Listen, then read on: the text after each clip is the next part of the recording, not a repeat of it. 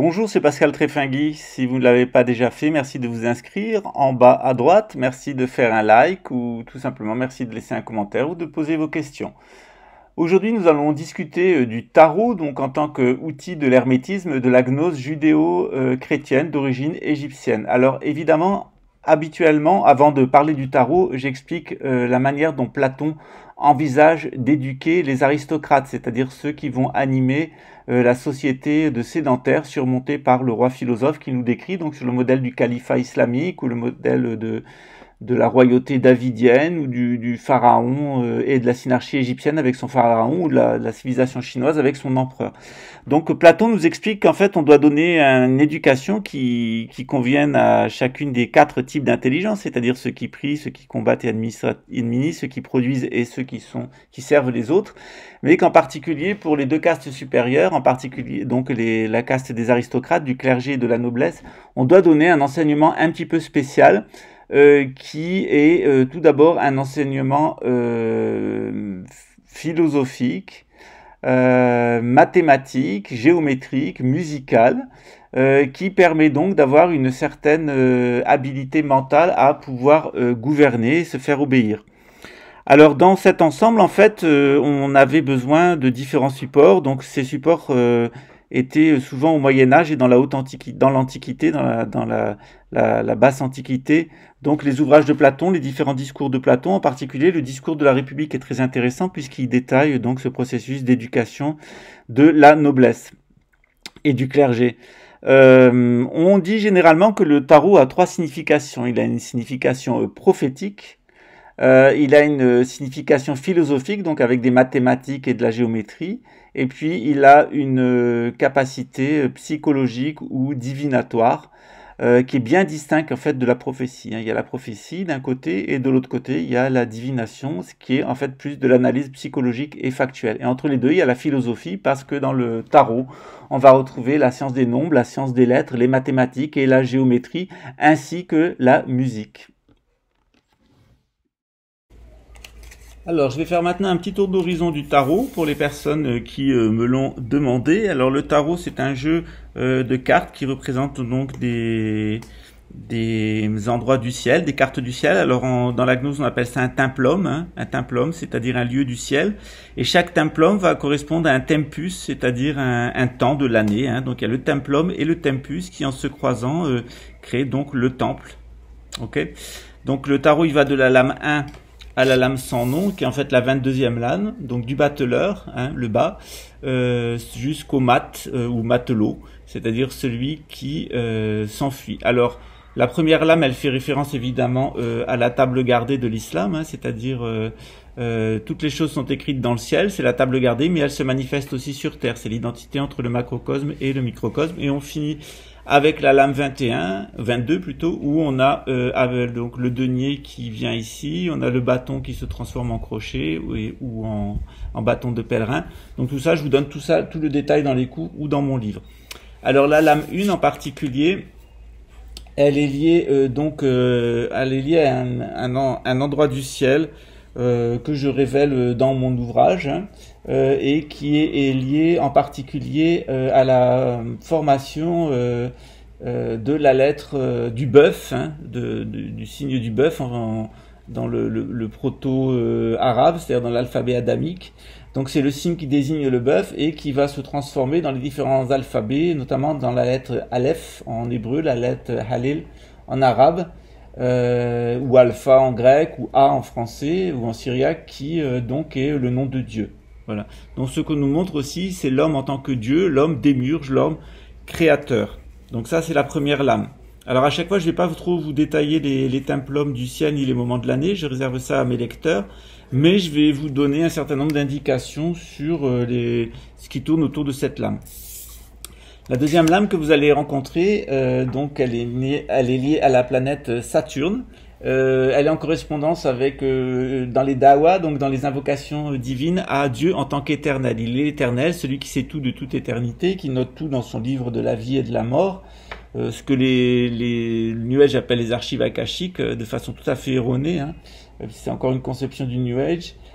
Ici, on est en relation donc avec la maison, avec la planète Saturne en tant que grand agent d'enregistrement cosmique en fait, hein, et un rapport avec la lettre Bet en hébreu et Ba en arabe avec la valeur donc numérique de 2. Voilà. J'espère que je passe pas trop vite. Alors maintenant, on va rencontrer une troisième lame qui est l'impératrice, donc la femme de l'empereur. Alors qui est liée donc à Dawa, à l'assembleur. C'est Dieu qui assemble. L'impératrice, elle est celle qui rassemble la maison autour de son mari, l'empereur. Alors toute la symbolique de cette lame, elle va tourner autour de la lune, hein, et notamment des analogies qui sont faites en arabe avec le chameau et le sexe. Donc ça existe aussi en hébreu, hein, quand Jésus dit vous noyez un moustique et vous laissez passer un chameau. Il y a aussi une analogie qui est liée à la corde, qui est liée au chameau.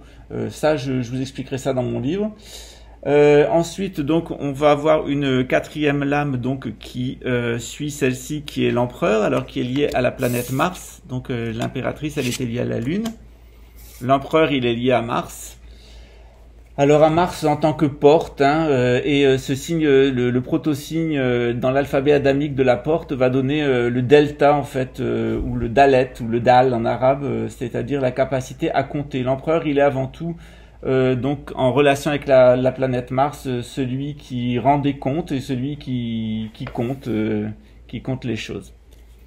Voilà. Alors après cet empereur, il est suivi par donc une autre lame qui est la lame donc numéro 5, qui est en rapport avec la constellation du Bélier. Alors cette constellation, je sais pas si vous voyez bien, ouais. Cette constellation du Bélier, elle est donc liée en particulier avec le nom de Dieu qui est le guide, hein. Donc on va retrouver le pape, hein, en tant que Pontifex Maximus, il est celui qui guide l'humanité, hein.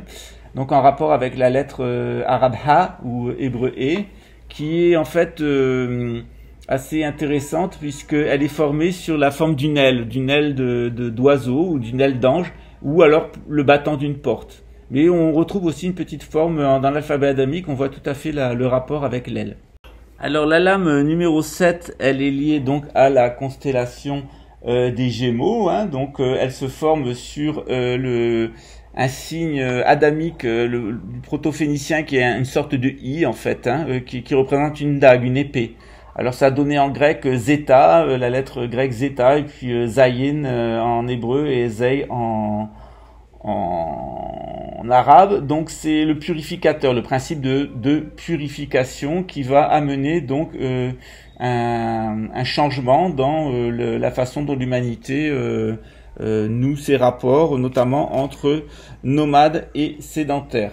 Alors je rappelle que cette lame 7, donc elle est liée donc à la constellation du Gémeaux. Alors ensuite on a la lame numéro suivante qui est la lame numéro 8. Et la lame numéro 8, elle est liée à la constellation des Gémeaux. Voilà. Alors la constellation des Gémeaux, elle amène une idée de justice, hein, qu'on va retrouver dans les différents duos, comme par exemple Castor et Pollux, les deux Dioscures, excusez-moi. Cette lame en particulier, elle, on la retrouve dans la sourate 18 du Coran avec cette histoire de mur en fait, hein, de façon symbolique. Donc on a une espèce de, comme le signe Hon en japonais, donc deux rectangles l'un sur l'autre, ce qui indique le mur, la limite, qu'on va retrouver dans toute la symbolique de la lettre Eta, en grec, et puis la lettre Het en hébreu, la lettre A en arabe, qui correspond à la dawa de vrai, c'est-à-dire c'est la vérité, c'est Dieu en tant que vecteur de la vérité, ce qui est tout à fait bien symbolisé d'ailleurs dans cette idée donc de la lame du tarot d'être pourvoyeur de justice. Alors la lame suivante, c'est une lame que vous connaissez bien puisque je l'ai déjà mentionnée dans un des posts précédents, qui est donc la lame numéro 9, qui est liée à la constellation du Lion, si j'arrive à remettre la main dessus.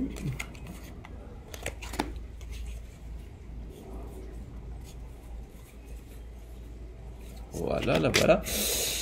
Alors la lame 9, c'est la constellation du Lion, hein, donc qui va renvoyer à le principe donc de l'ermite avec un H, puisque normalement l'ermite il y a pas de H, hein, c'est un E, donc H parce que tout simplement c'est Hermès, c'est ce qui est hermétique.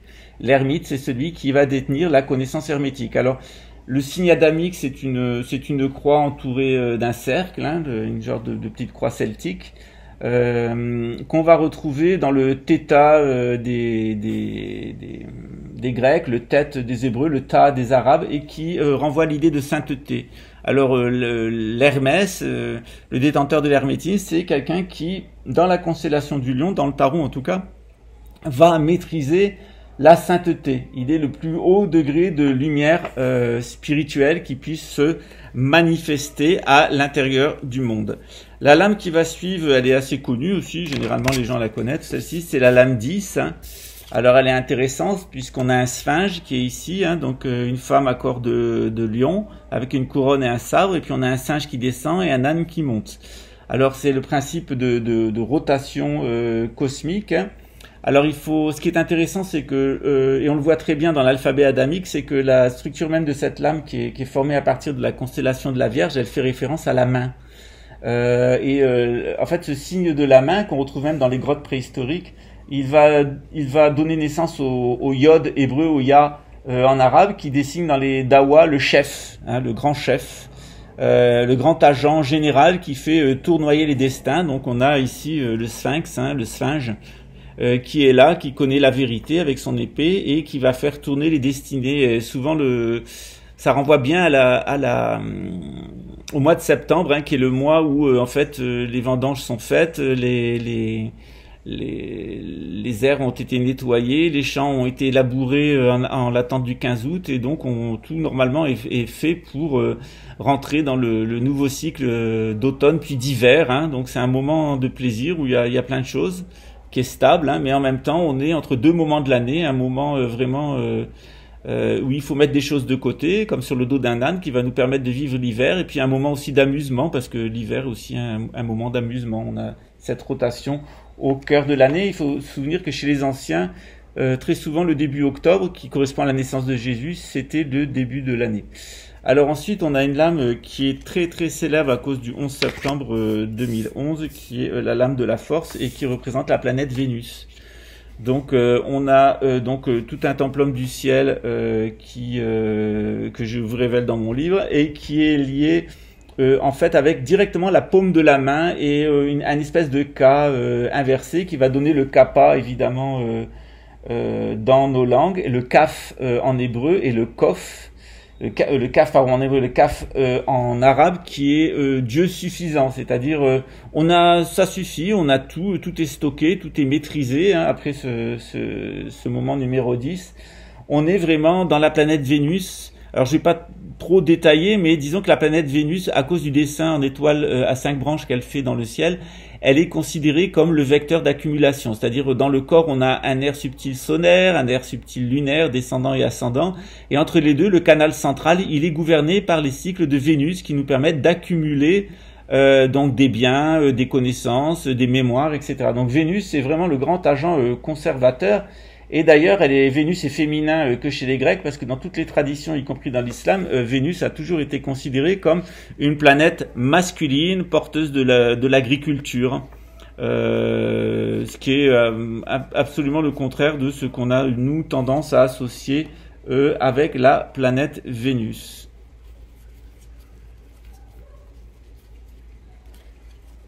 Alors maintenant, on va voir la lame 11, si j'arrive à remettre la main dessus. La lame 12, pardon, le pendu. Alors, je sais pas où il est passé, mon petit pendu. Alors, il semble que le pendu se soit fait la malle. Allons bon.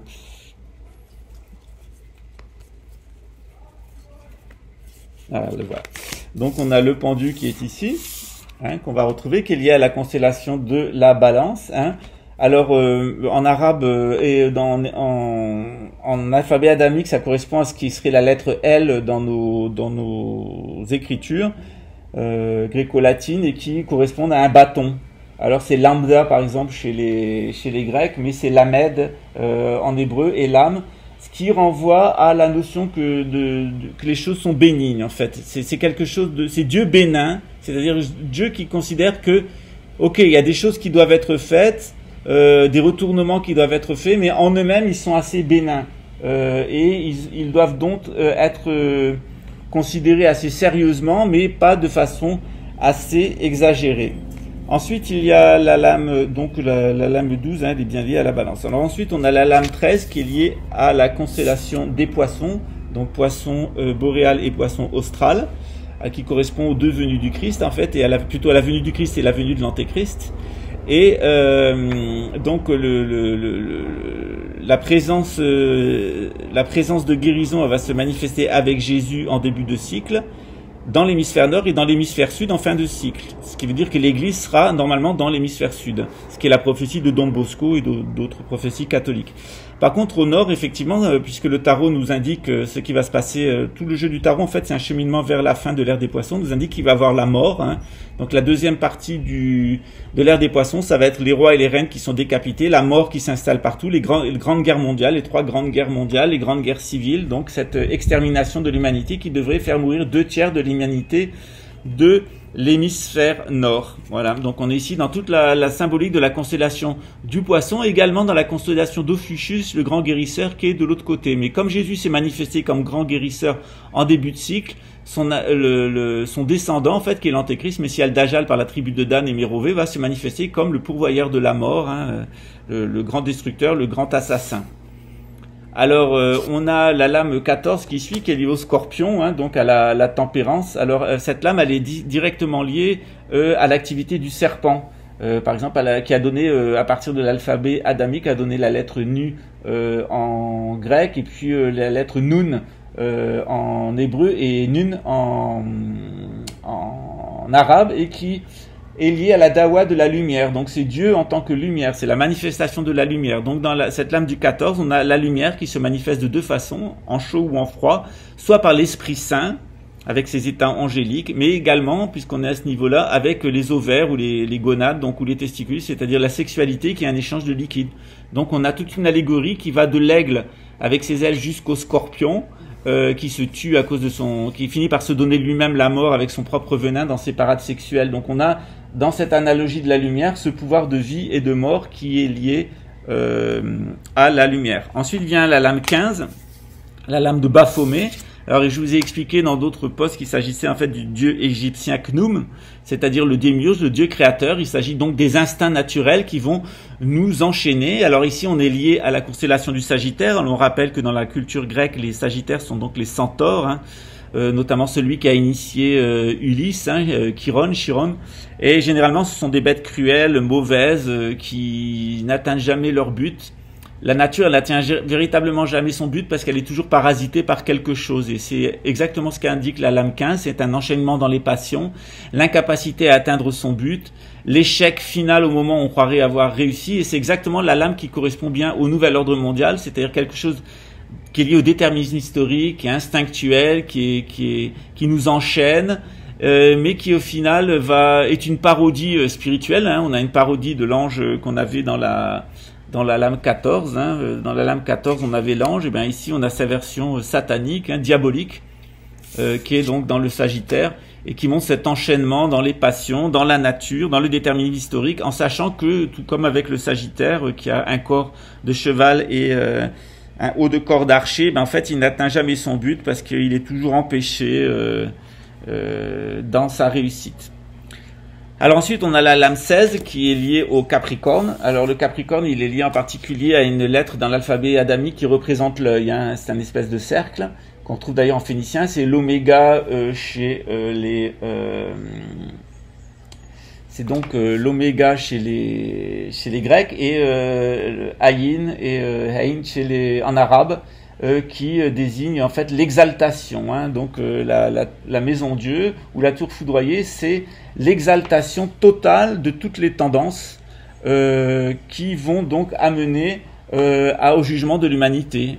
Donc dans cette lame du Capricorne, en fait, on a une matérialisation totale des destinées qui fait qu'on a 2 personnages qui vont se séparer, le bon et le mauvais, celui qui prend la brique sur la tête et celui qui va toucher des deniers, hein, qui va toucher de l'argent. Alors on a la belle constellation d'Éridan ici qui se manifeste ici au sommet avec la constellation de l'Hydre, c'est assez intéressant. En bas, on retrouve bien la constellation du Capricorne dans le dessin des personnages. Alors, cette maison Dieu, elle fait référence à tous les mythes de Tours. On a une belle qui est enfermée à l'intérieur, un chevalier qui vient de la libérer, qui doit tuer le dragon, etc. Donc, on a toute une symbolique, en fait, qui est liée donc à cette exaltation de la chevalerie, de l'héroïsme, hein. Ok, donc de la personne qui va vers son destin. Ensuite, on a la lame 18, donc qui est liée au Verseau. Et cette lame 18, en fait, elle est assez intéressante parce qu'elle balaye tout l'hémisphère nord, presque toute la zone céleste, entre la constellation du Chien et la constellation du Loup. Et donc, on va avoir cette constellation ici qui monte en bas et qui est en fait un dessin qui est formé sur la constellation du Verseau et puis la constellation du Poisson austral et de la Grue australe qui forment cette espèce d'écrevisse.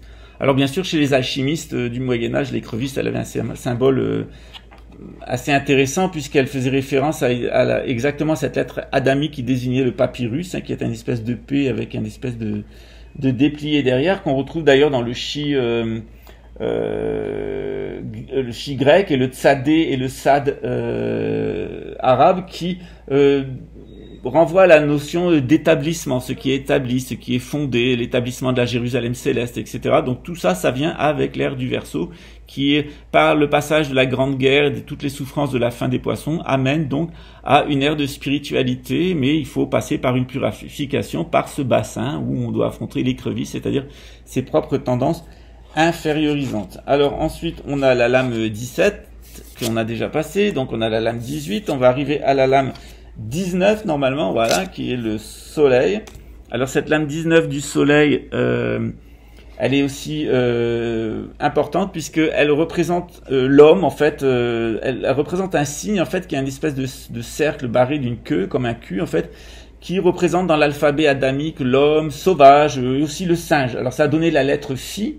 Ça a donné donc dans les écritures sémitiques le kof hébreu et le kaf arabe qui renvoient à l'idée de puissance divine. Et effectivement, le soleil, c'est la grande puissance divine, la manifestation divine la plus importante du système solaire, la lune n'étant que son reflet au niveau des astres.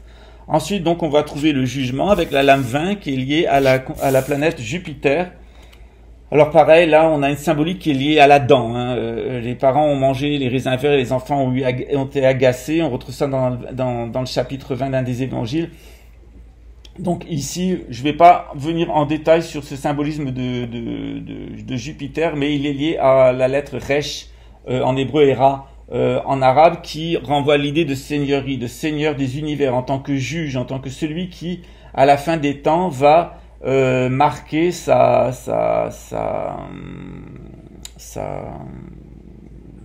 royauté totale en fait. Hein.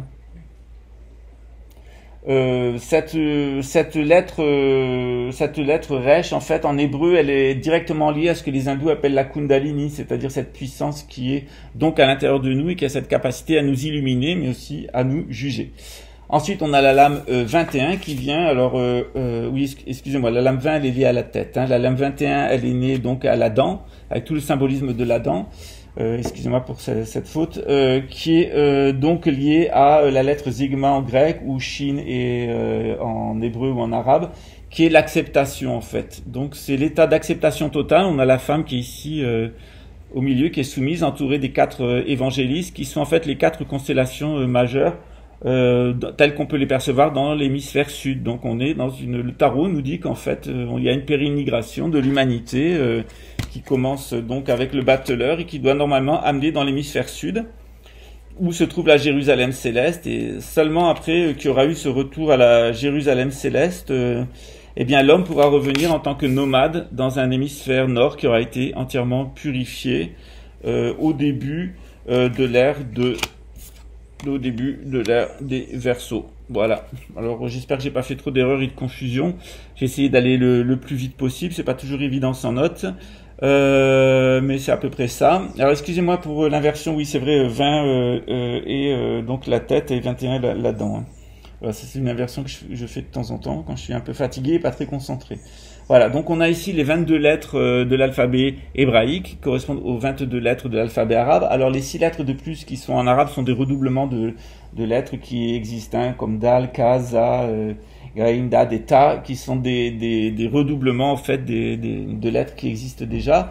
L'alphabet adamique, lui, il en compte 32, donc il y a 32 signes qui n'apparaissent pas dans le tarot, puisque l'alphabet adamique devrait être révélé au début de l'ère du Verseau, et le tarot, lui, il nous parle, il nous dit, il nous traite de ce qui s'est passé pendant l'ère des Poissons. Voilà, j'espère que ça n'a pas été trop complexe, j'espère que ça vous a mis un peu l'eau à la bouche, et donc d'ici quelques semaines, le tome 2 mis à jour sera entièrement remis à jour et disponible. Je sais qu'il y a des versions antérieures de mon livre sur le tarot qui circulent en PDF gratuit et sur les sites de téléchargement. Alors moi j'ai pas de problème avec ça. Si vous voulez acheter mes livres, achetez-les. Si vous voulez les pirater, piratez-les. C'est à vous de faire en fonction de ce que vous sentez, de votre conscience. Il y a des moments où on n'a pas de sous, c'est légitime. Il y a des moments où on a un petit peu de sous, donc autant faire profiter les gens qui nous aident et qui nous aiment. Voilà. Donc j'espère vous avoir donné une petite indication sur le tarot. J'espère que ça vous plaît. Vous voyez, c'est pas du tout quelque chose de satanique. Évidemment, il y a gnose. La gnose sataniste va user le tarot, hein, comme dans la une de The Economist, là, au journal des Rothschild, mais il y a une gnose qui est totalement dualiste, mais là, dans le tarot, non, on est dans une gnose qui est complètement lumineuse, hein, qui nous indique les grandes arcanes, les grandes choses qui vont se manifester pendant ces 22 siècles de l'ère des Poissons. Voilà. Je vous remercie et à très bientôt.